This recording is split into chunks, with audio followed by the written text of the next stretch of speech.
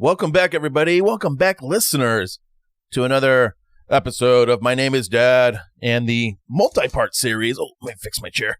The multi-part series of Who Am I? We are on part 5, I believe. And I believe where we left off, I just graduated high school. But quickly, let's talk about the sponsor, Point B Grading and Turfgrass Maintenance, LLC. And we provide a landscape contractor. I provide a lot of laser grading and grading of sports fields, backyards, driveways, that kind of stuff. Also, we do a lot of sprinkler irrigation repair, your clocks, timers, damaged sprinkler lines, whatever it is, drip, rotors, pop-ups, we can fix it. So check us out at pointbgrading.com. Okay, so we're moving on. I graduated high school. It's a miracle. And again, I didn't have any real plans for my future. I didn't really, I didn't want to go to college if I didn't know what I wanted to do. I didn't feel why. I know I could have just went to community college, got some general ed stuff out of the way, but I wasn't smart enough for that. Like my parents had, always emphasized to go to college, but I don't know. I just didn't have a plan. I felt like I needed a plan. Again, I would tell people that I thought, maybe I'll just be a teacher so I can come back and coach football. But I don't know. I just didn't really want to do that. I don't know. I was just kind of lost. Had no sense of purpose. But coming out of, after graduation, sober grad was fine. And my parents, have always sent their kids on a senior trip. So my parents or my mom would put together a senior trip for each of her kids. And she would basically be like, where do you guys want to go? My older sister went to Hawaii and she had a couple friends that went with her. I think my younger sister might have went to Hawaii. My younger brother went to Mexico. They went and stayed at a all-inclusive resort. But for me, I told my mom that I wanted to go to Mexico. And, my mom basically agreed to go. But she said we have to do the cruise.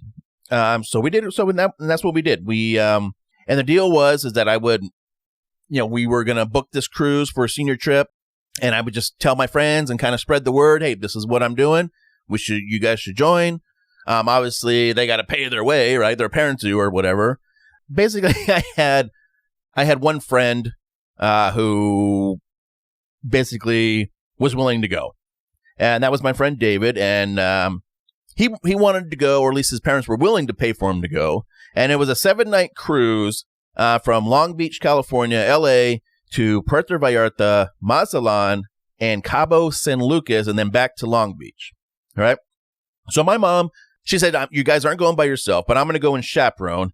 And she still wanted to have 2 rooms. So she got a friend to go with her. And her name was Peggy. So there was 4 of us. There's 4 of us going to go on this 7-day cruise to Puerto Vallarta and Mazatlan and stuff.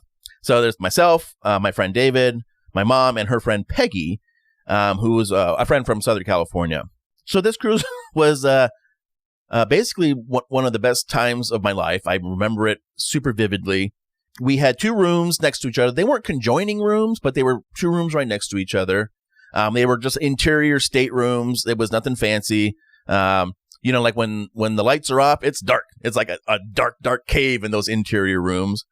But we always, no matter what happened though, it wasn't a rule, but it was always like, we always met up with my mom and Peggy for dinner. We always went to the dining room. We always sat down and had dinner with them no matter what was going on. And it was fun. And I love the dinners on a cruise, and you can get escargot and order whatever you want. And it was a lot of fun. But really, the main purpose of this cruise was me and my friend David. We were going to hit the bars hard in Mexico. That was the main route. And I think that's why my mom agreed to a cruise, so that we couldn't drink on the boat, because you got to be 21 to drink on the boat. But in Mexico, 18, and it's all fair game. So the first night, David and I, we have dinner with my mom and everything, and we kind of walk around and see the boat and see everything. It was the Carnival Elation. And if you've ever been on the Carnival Elation, well, that was the boat that we had. I think it's still in the service today. Not one of the biggest boats. It's kind of definitely one of the older ones now, because this would have been 2001, the summer of 2001. So after dinner, David and I, there was a nightclub happening on the boat, and it was 18 and older. So we went to this club, and we met a couple chicks. I remember they were from Los Osos, California, which I knew because you drive by it on the way to Pismo. Los Osos, like you drive by and it's like Los Osos this way, this exit, and we met with them. I don't remember their names at all. I really don't. And I didn't even make up names for them. So they're just these two chicks from Los Osos. And we met them and it was fun and everything. But then we were like, well, let's meet up tomorrow and we'll go, swimming or do whatever. But I remember that first night, David and I, we went to the casino. We spent a lot of time in the casino on this boat because the casino was 18 and older. And we went and we played, we got our ass kicked playing blackjack and craps and whatever. But we went back the next day. I remember we went back right when the casino opened the next day, and it was, the casino's empty. And we went to the craps table because we were like, man, we got to figure out how to play this thing. And it was really awesome is that the people working the craps table, it was just me and my friend David. And they basically took the time and was like, we played real slow and they kind of taught us how to play. And they're like, oh, this bet and that bet. And, this is what happens when this, and you got to do this when this happens. And so they kind of taught us how to play, and they were willing to go really slow because it was just me and him. And that's really where I learned how to play craps. And it was really a fun experience. So then we played a lot of craps after that. And we actually did very well. We played that night, and all the other nights that we were on the boat, we did well. So then, again, later that day or whatever, I think it was, at sea day, whenever we met up with the chicks from Los Osos. I remember we just had a lot of fun with them. We played bingo. We went to a couple shows. We went swimming. We went in the hot tub. And I think that first night, or maybe the second, I can't remember, but that first night maybe might have been formal night. And on a 7-day cruise, there are 2 formal nights. So there's one earlier in the week and one later in the week. And again, we had dinner with my mom and Peggy. I think we went to a comedy show with them and stuff. Again, we had a lot of fun. It was great. When David and we will be walking around the boat, trying to figure out what we're going to do, or looking for these chicks from Los Osos, we would walk by my mom and Peggy. They would be, every time we walked by them, they were drinking margaritas. And it was like they were drinking margaritas by the pool, or they were drinking margaritas inside by the band, or they were drinking margaritas here. Every time we saw them, they were just drinking margaritas. And my mom and Peggy, they were having the greatest time of their lives. And all they were doing was drinking margaritas and people watching, like the whole time. And they would always, like, we would see them be like, oh, hey, how you doing? They'd be like, oh, have you seen this person? Oh, did you see this lead singer of this band lady? She keeps rolling her eyes. And I was like, no, like, I haven't done any people watching, but that's basically what they did. And they had a blast doing it. Okay, let's talk about the first day off the boat. Okay, so the first day was a long day. It's like 10 to 10 or 8 to 10 in Puerto Vallarta. And Puerto Vallarta is a beautiful place. I don't know if you've ever been. It's got a great beach. It was like super sunny and breezy. Man, it was a wonderful, it was like kind of like nice old buildings. Like I remember the one main road had like a cobblestone road. It was pretty busy, like with taxis and stuff, but man, I remember just being a beautiful place. So what happened was David and I, we get off the boat, and it's probably like 9 or 10 a.m. in the morning. I don't remember, but we're like, our goal was we were going to go drinking, and that's what we're doing. So we walked like there was like a whole row, like a little strip of bars, little whiskey row or whatever. And all the bars were closed because it was so early in the morning. So we walked like the whole thing, like looking for a place to get a drink. But then we were supposed to meet my mom at the one end of the little strip there for lunch. But then on the way back, we found one bar. It was like the most beautiful bar too. It was like way down on the beach. It was like walking the sand. And they were open. And we got like margaritas or whatever. I don't remember. But we started drinking there. And then we were like, okay, we have to go. So this is probably like 10 a.m. or whatever. And then we're like, okay, we drank there. And like, okay, we got to go meet my mom for lunch at like 11. So we went over, and I believe the place was called Carlos O'Brien's. We met them there, and that place was just starting to get a little busy. Some people were showing up. Some people were having some cervezas and eating tacos and stuff. So that's what we did. We had a couple beers, ate some tacos, and then we were like, all right, we're headed down this way. And that's what we did. And it just so happened that as we're walking down this Whiskey Row, every bar that we came across, there's always someone out there like promoting, like, oh, come on in, it's happy hour, And so again, it was like, oh, it's happy hour, 2 for $1 margaritas, and then we're like, oh, okay, well, let's go in here and we'll have margaritas 2 for $1. And we be in there and drink our margaritas. And we're like, okay, well, we're trying to get down to Senior Frogs down here at the end, but we just kept walking. But every bar we went by was happy hour, and it was like 2 for $1, this and that. Little specials. So we'd always go in and get a drink. And we probably hit like 5 bars until we finally got to a Hooters. There was a Hooters in Puerto Vallarta. And I remember we were there, and there were like these ASU students were there. And this Hooters had the thing where they had this rope, and they would hang you upside down, and then they would spin you, and then, and then they let you go. Or like you would take a shot upside down, and then they would let you go, and then the rope would unwind and you would spin and everything. And then when you got done, I believe you had to take another shot too. Blindfolded. I believe you were blindfolded too. So that was fun over at the Hooters. We, kind of drank with these ASU students. And then we finally made it to Senior Frogs, which was, so Carlos O'Brien's was at one end of the strip, and Senior Frogs was at the under end. So we walked like a mile bar hopping at, for happy hour everywhere we went. And we finally made it to Senior Frogs, and Senior Frogs was hopping. Like, that's like the place. That's like the Papas and Beers of Ensenada. Senior Frogs in Puerto Vallarta. I don't know if it's still there or not, but when I went, that's what it was. And this place is just partying. They had like, the machine where it's like a chair you sit in, and then you grab these metal rods, and then they turn on the electricity, and they see how hard your grip is. And then if you made it like to a certain level, you got like a free shot.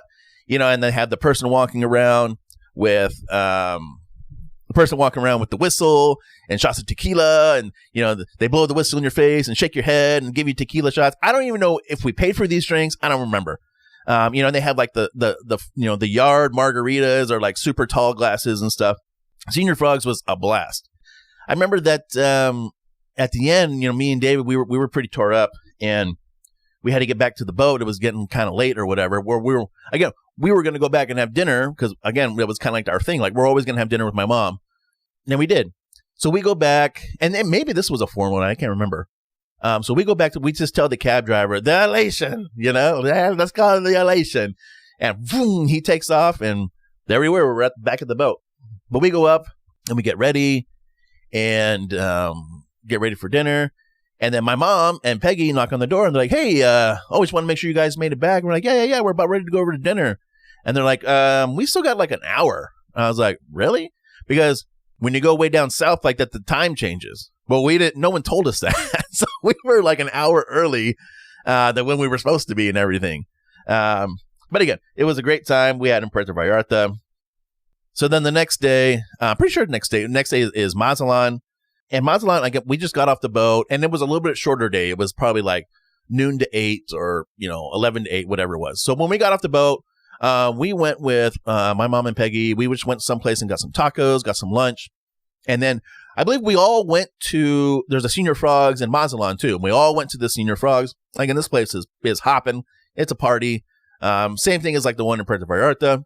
This time we were with my mom and Peggy, and they're having like, the yard margaritas and they're playing great music. It's just a great time. But when we got back to the boat, my friend David was yakking. All right. And he was yakking because he, for some reason, liked to drink White Russians, which is like Kahlua and like milk or something like that. I don't know. They're disgusting. I didn't want, and then he started throwing it. But what I forgot to tell y'all is that my friend David, he was diagnosed as a diabetic during our senior year of high school. So he missed like 3 months of high school, and he was a diabetic. And so we're going out drinking margaritas and all this stuff. Probably not the best idea. I remember my mom and Peggy were kind of like taking care of him. They like became like his second mom. And even Peggy became like my second mom during this cruise. And even after that and stuff. So David was throwing up White Russians, but he ended up being fine. We still went to dinner and everything. He just yacked and got better. And And then during these days, so the days we were, and I remember that the next day was like a real short day in Cabo San Lucas, and we did not get off the boat. We had 2 full days of drinking really hard. So the third day we were like, nah, we're gonna sleep this one in. And if you're wondering about the Los Osos chicks, well, when we were off the boat in Puerto Vallarta and Mazatlan, they had like excursions planned, like with their parents or something. I don't know, or with whoever they were with their group. So we didn't see them. We didn't drink with them or anything. We just saw them on the boat. But yeah, this cruise, again, had 2 formal nights. I think there were 2 nights of comedians. It was super fun. Every night we always met my mom and Peggy for dinner, and we had a great time. I remember I think this is the one where our waiter looked and sounded and talked exactly like Sammy Sosa, the baseball player. I was like, I can't believe it. This guy is like Sammy Sosa's brother. So I remember that. It was a lot of fun. I think even our dinner table, it was just the 4 of us. We had like an 8-person dinner table, and there was just the 4 of us there. Yeah. Maybe no one wanted to hang out with us. But it was a lot of fun. And I spent a lot of time, I'm like 15 minutes in on the story of the cruise. I spent a lot of time on it for one reason, is unfortunately that my friend David and my mom's friend Peggy, who, my second mom during this cruise and everything, have both passed away since this cruise.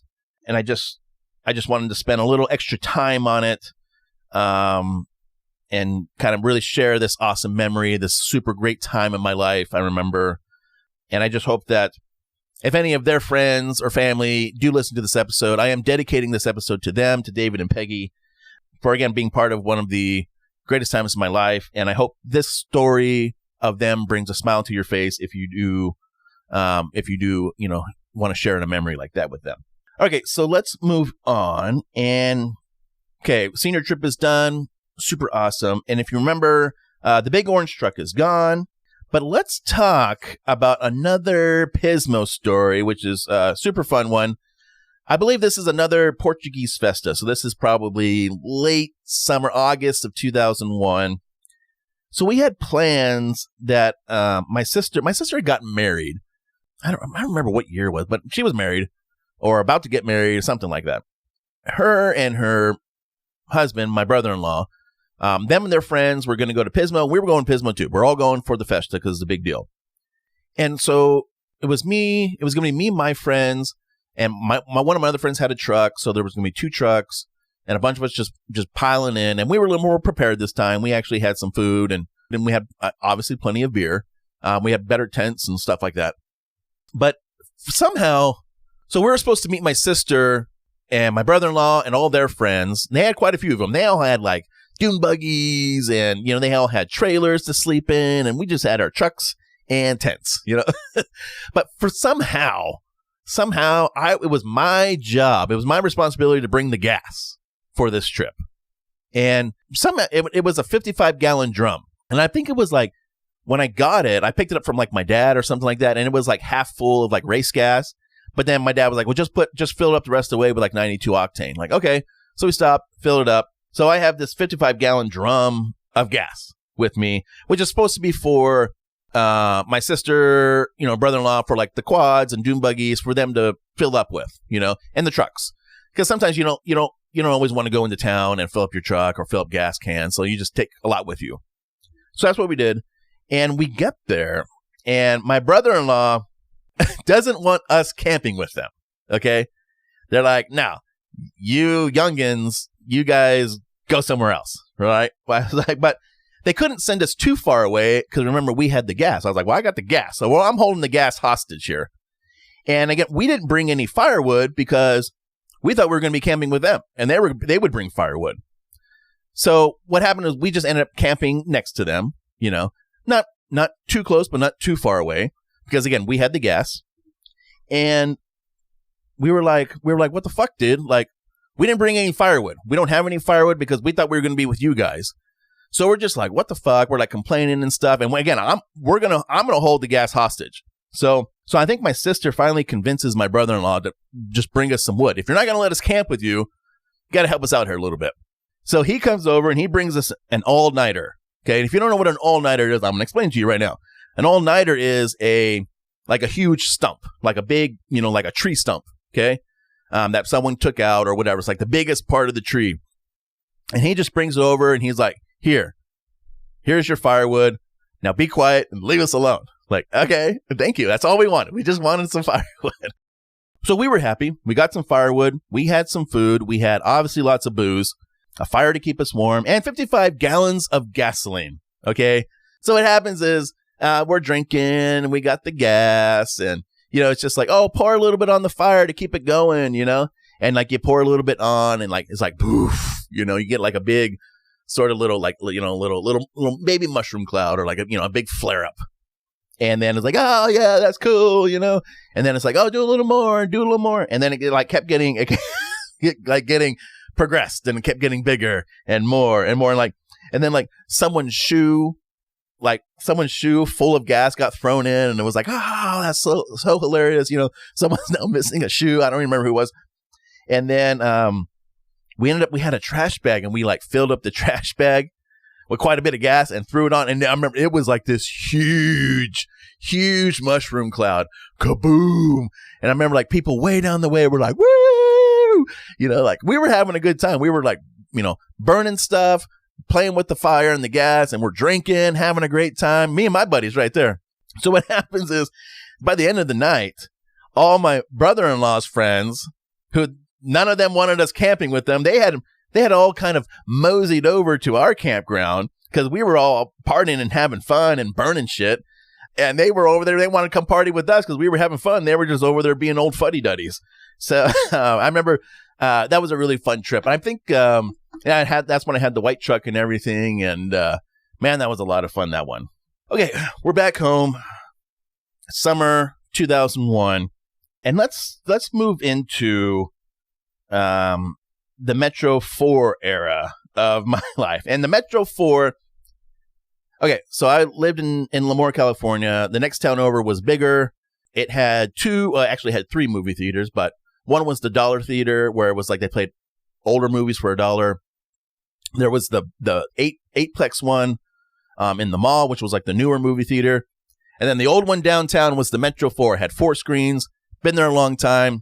The Metro 4. So the Metro 4 cinemas, my sister had worked there before, like a year before, for a summer job or something like that. And I had graduated high school. I had no plans. I didn't know what I was going to do. And my parents were really bugging the shit out of me about getting a job or going to school. But my sister had got me an interview for the Metro 4. And I got hired. I remember the manager was super cool. And he remembered my sister and stuff. And, probably how I got the job, just because my sister worked there. But I got hired as an usher, which is basically you pick up trash. Okay.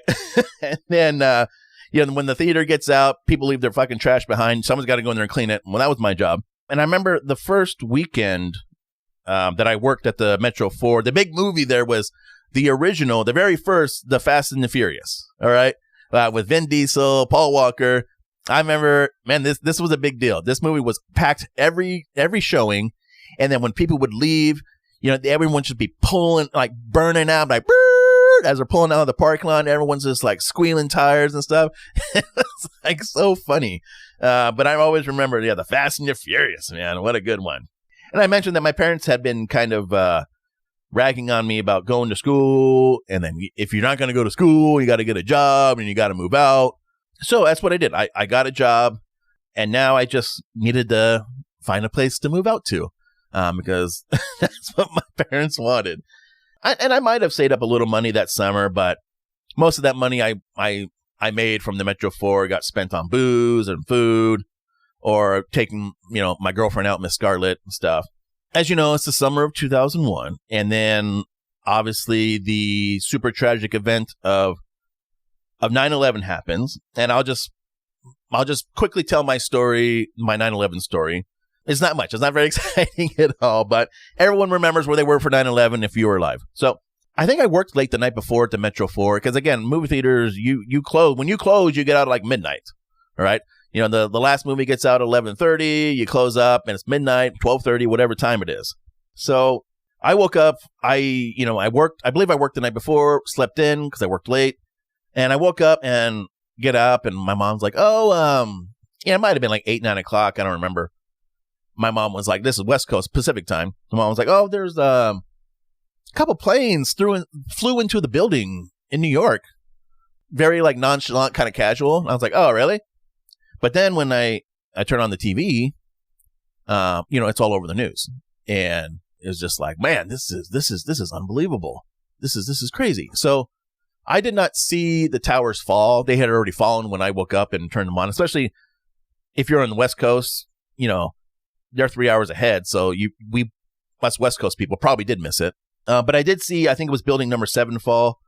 I was watching, and, I watched the replays all day and stuff. And I remember, so movie theaters are open every day. Like, you can go on Christmas and the movie theater's open, right? Thanksgiving, every day the movie theater's open. And the Metro 4 had not been open 2 times. They closed 2 times. And one of those times was during 9/11. And the other time was like a couple months later in the fall. The furniture store across the street burned down, and they wouldn't open the street, so we couldn't open the Metro 4. Both times the Metro 4 has closed. I was there. I was working, or I was an employee of the Metro 4 during these times. I don't know, but I just remember 9/11 happening, and I remember feeling all the feelings of anger, and like sadness and all that stuff. And really, one of my biggest concerns was being drafted into the military. It was like, this is going to start like a world war. They're going to implement the draft, and I'm going to have to go serve my country, which I remember thinking, if I get drafted, fine, I'll go do it. Maybe not with a smile on my face, but it's my duty, right? I'll go do it. I played football. I could probably handle it. Did I want to? Did I want to join the military? Did I want to get drafted? No, I would rather stay home and party with my friends than go off to war, But I remember that being a very, very big concern for me. And especially at the time, I just turned 18. I had literally just filled out my paperwork to be drafted, like weeks before. Like, you have to register for the draft when you're a male and you turn 18. It is the law. So I remember it was pretty fresh in my mind. Like, oh shit, this could really happen. So I did have those concerns and stuff like that. And I just remember it being, it's one of those days that never forget. And I think, and I think maybe that's just where we're already kind of at the 30-minute mark here. I think that's just where we'll leave off for this episode. And we will move into the Metro 4 era of my life, which has a bunch of great stories, and moving out of my parents' house for the first time. We'll hit those things on the next episode and see how terrible my life really becomes. But again, thank you for listening. You can find this podcast exclusively on Spotify. Again, hit me up with a comment or say hi, or let me know if you're listening. If you have any questions or comments, let me know. I don't care. If you remember something a little differently, or remember that happened this way or whatever, yeah, that's totally fine. Let me know. But thanks again for listening, and see you on the next episode of My Name is Dad.